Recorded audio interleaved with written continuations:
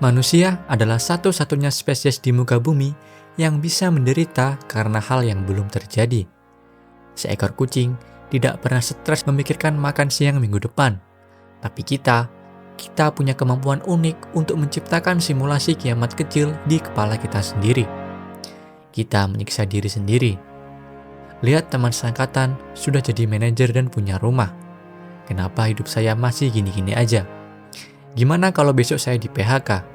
Gimana kalau saya nggak akan pernah ketemu jodoh? Gimana kalau saya gagal? Kita menyebut ini overthinking. Tapi dalam bahasa agama, ini punya implikasi yang jauh lebih berat. Izinkan saya melempar satu pertanyaan yang mungkin terdengar kasar atau bahkan kontroversial. Apakah overthinking dan rasa cemas berlebihan itu haram? Saya tidak sedang menghakimi rasa sakit Anda, karena saya juga merasakannya. Tapi, mari kita bedah dari sudut pandang yang berbeda.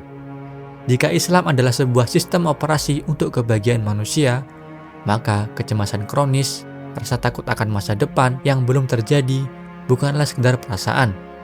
Itu adalah indikator bahwa ada malware yang sedang memakan memori spiritual dan biologis Anda. Hari ini, kita tidak akan berbicara tentang kurang iman. Kita akan bicara sains.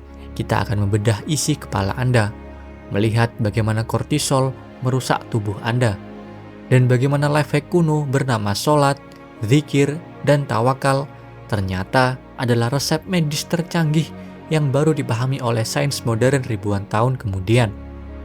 Selamat datang di persimpangan antara wahyu dan neuroscience. Mari kita mulai. Sebelum kita bicara solusi, kita harus paham dulu apa yang sedang terjadi di dalam sini saat Anda cemas. Bayangkan, otak Anda memiliki penjaga keamanan yang sangat paranoid. Namanya amigdala. Tugas amigdala sederhana, mendeteksi ancaman. Ribuan tahun lalu, ancaman itu berupa harimau saber-tooth. Saat amigdala melihat harimau, ia menekan tombol merah. Alarm berbunyi. Tubuh Anda dibanjiri hormon stres bernama kortisol dan adrenalin. Jantung berpacu, darah ditarik dari pencernaan menuju otot kaki. Tujuannya satu, lari atau lawan. Masalahnya, teman-teman, hari ini tidak ada harimau. Ancaman bagi kita hari ini adalah email dari bos, komentar negatif dari Instagram, tagihan akhir bulan, atau ketakutan tidak punya jodoh. Tapi amigdala Anda tidak tahu bedanya harimau dan notifikasi WhatsApp. Bagi otak purba kita, ancaman sosial itu sama mematikannya dengan ancaman fisik. Jadi, apa yang terjadi? Kita hidup dalam mode siaga 1 selama 24 jam. Kortisol terus mengalir. Dampaknya, bagian otak yang paling cerdas, prefrontal cortex, pusat logika, kreativitas, dan kebijaksanaan menjadi tumpul atau mati suri. Inilah definisi biologis dari overthinking. Anda terjebak dalam lingkaran setan. Anda mencoba memikirkan jalan keluar menggunakan otak yang sedang dibajak oleh rasa takut. Hasilnya bukan solusi, tapi kekacauan. Dalam Islam, kondisi ini memiliki paralel yang menarik.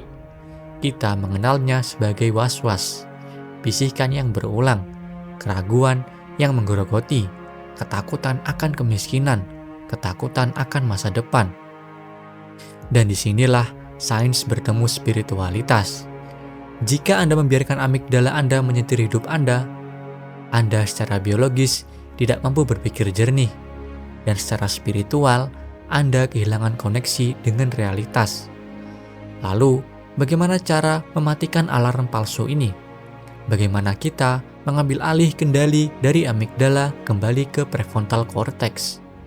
Islam menawarkan sebuah protokol pemulihan yang sangat jenius.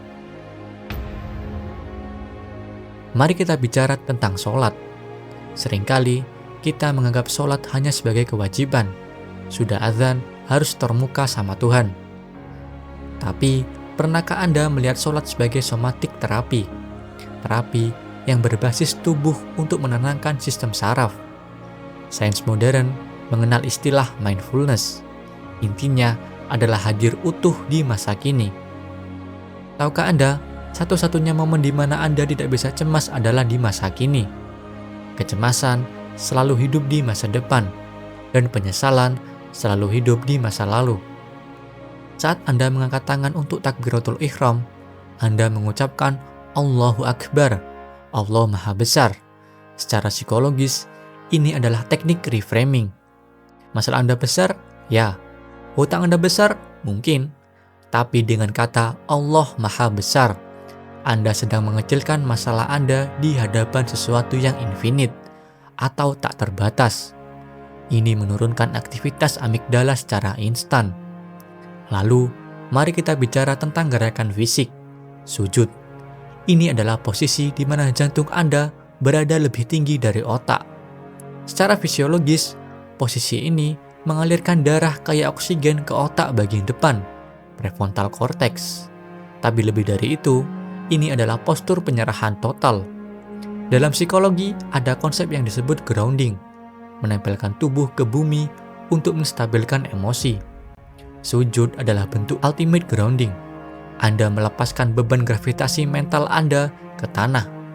Anda memberitahu sistem saraf Anda, tidak apa-apa, kamu aman, kamu tidak perlu bertarung sendirian. Dr. Andrew Newberg, seorang ahli syaraf, melakukan penelitian tentang otak orang yang berdoa dan bermeditasi secara mendalam. Hasilnya, bagian otak yang mengatur ego dan perasaan diri atau parietal lobe menjadi tidak aktif. Artinya, saat Anda khusyuk, batas antara saya dan semesta memudar. Rasa kesepian hilang, rasa terisolasi hilang. Jadi, sholat bukan sekedar ritual penyembahan. Itu adalah mekanisme reset sistem saraf 5 kali sehari. Bayangkan jika Anda punya tombol reset untuk stres Anda, dan Anda menekannya 5 kali sehari secara disiplin. Itulah sholat.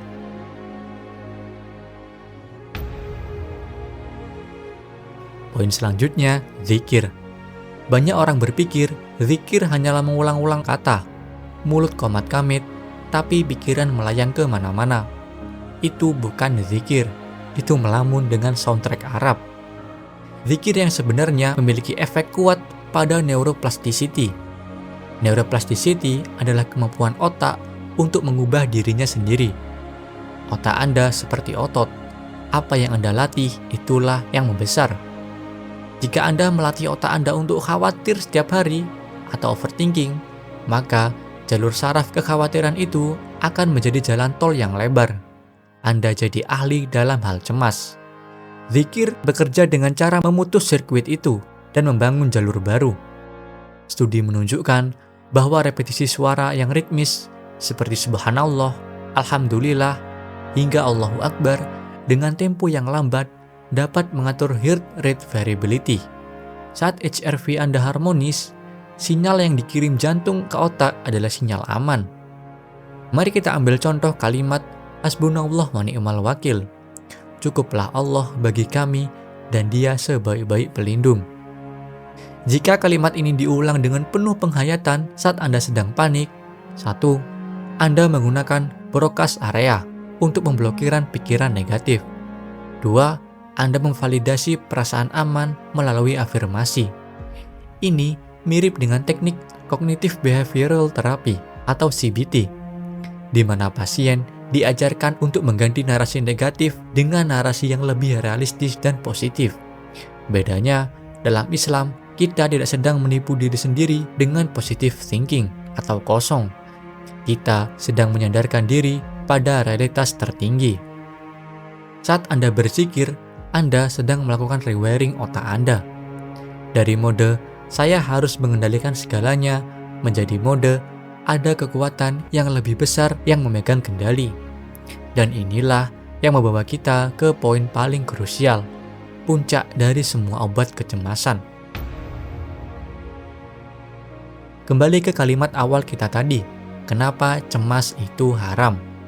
Dalam sebuah diskusi, Allah berfirman, Aku sesuai prasangka hambaku kepadaku. Ini adalah hukum ketertarikan atau law of attraction versi langit. Jika Anda cemas berlebihan, pada dasarnya Anda sedang berprasangka buruk pada skenario Tuhan. Anda sedang meragukan kompetensi sang arsitek alam semesta. Inilah akar dari mental illness modern, obsesi akan kontrol. Kita ingin mengontrol masa depan, mengontrol opini orang, mengontrol hasil kerja keras kita, padahal realitanya sedikit sekali yang bisa kita kontrol. Sains menyebut ini the illusion of control. Semakin kita mencoba mengontrol hal yang di luar kendali kita, semakin tinggi pula tingkat stres dan kortisol kita. Islam menawarkan antitesisnya, tawakal. Tawakal sering disalahartikan sebagai pasrah tanpa usaha. Salah besar. Tawakal adalah lakukan bagianmu atau ikhtiar sekuat tenaga, lalu lepaskan hasilnya secara total atau berserah. Ini mirip dengan filosofis stoikisme kuno yang disebut dikotomi of control. Bedanya, stoikisme menyuruh Anda tidak peduli pada hasil karena itu di luar kendali Anda. Tapi Islam menyuruh Anda menyerahkan hasil kepada zat yang mencintai Anda. Ada perbedaan rasa yang besar di sana. Stoikisme itu dingin dan netral. Tawakal itu hangat dan penuh harapan. Secara psikologis, tawakal adalah radical acceptance atau penerimaan radikal. Saat Anda benar-benar bertawakal, beban berat itu diangkat dari pundak Anda. Amigdala Anda berhenti berteriak, "Oh, ternyata bukan tugasku ya untuk memastikan besok hujan atau tidak. Bukan tugasku untuk memastikan semua orang menyukaiku. Tugasku hanya berbuat baik hari ini." Bayangkan bagaimana bebasnya. Bayangkan betapa ringannya hidup jika Anda benar-benar mengaplikasikan ini. Kecemasan kronis menjadi, dalam tanda kutip, haram, bukan karena Tuhan marah pada Anda, tapi karena Tuhan tidak ingin Anda menyiksa diri sendiri dengan memikul beban yang seharusnya Dia pikulkan untuk Anda. Kecemasan adalah tanda bahwa Anda mencoba menjadi Tuhan atas hidup Anda sendiri, dan itu adalah pekerjaan yang terlalu berat untuk manusia. Jadi, apa kesimpulannya? Apakah Islam anti-sains? Sama sekali tidak. Praktik-praktik yang kita lakukan setiap hari, sholat, zikir, doa, sebenarnya adalah teknologi canggih untuk menjaga kesehatan mental manusia. Sholat adalah meditasi gerak untuk grounding dan memulihkan fokus, mindfulness. Zikir adalah terapi kognitif untuk memprogram ulang jalur saraf otak, neuroplasticity. Tawakal adalah pelepasan beban psikologis untuk menghentikan produksi kortisol, stress management. Allah tidak menurunkan syariat ini hanya untuk menguji kepatuhan kita. Dia menurunkannya karena Dia menciptakan mesinnya, yaitu tubuh kita. Dan Dia tahu persis buku manual untuk merawatnya agar tidak rusak. Jadi, jika hari ini Anda merasa cemas, overthinking, atau lelah mental, jangan hanya melihatnya sebagai kekurangan iman. Lihatlah itu sebagai sinyal dari tubuh dan jiwa Anda. Sinyal bahwa Anda perlu kembali ke protokol aslinya. Sinyal bahwa Anda perlu berhenti menjadi Tuhan dan mulai menjadi hamba. Seringkali kita overthinking sampai kita tidak bisa tidur karena kita memakai matematika manusia. Kita menghitung besarnya masalah, lalu kita kurangi dengan kecilnya kekuatan kita. Hasilnya pasti minus, hasilnya pasti cemas. Tapi malam ini, saya ingin Anda mengubah rumusnya. Hapus semua perhitungan itu, dan ganti dengan satu kalimat dari surah Al-Imran. Hasbunallah wa ni'mal wakil. Cukuplah Allah bagi kami, dan Dia sebaik-baik pelindung. Tolong resapi satu kata kuncinya, cukup. Kita sering salah mengira, kita pikir rasa aman itu datang saat tabungan sudah cukup, atau saat masalah sudah hilang. Tidak, itu ilusi. Rasa aman yang sejati itu seperti seorang anak kecil yang berjalan di lorong gelap.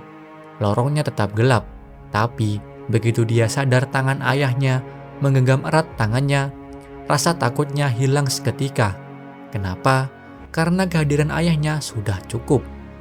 Jadi, rumus hidup Anda sebenarnya sederhana. Jika Anda memiliki dunia dan seisinya, tapi Anda kehilangan koneksi dengan Allah, Anda sebenarnya kehilangan segalanya. Anda tidak punya apa-apa, nol besar.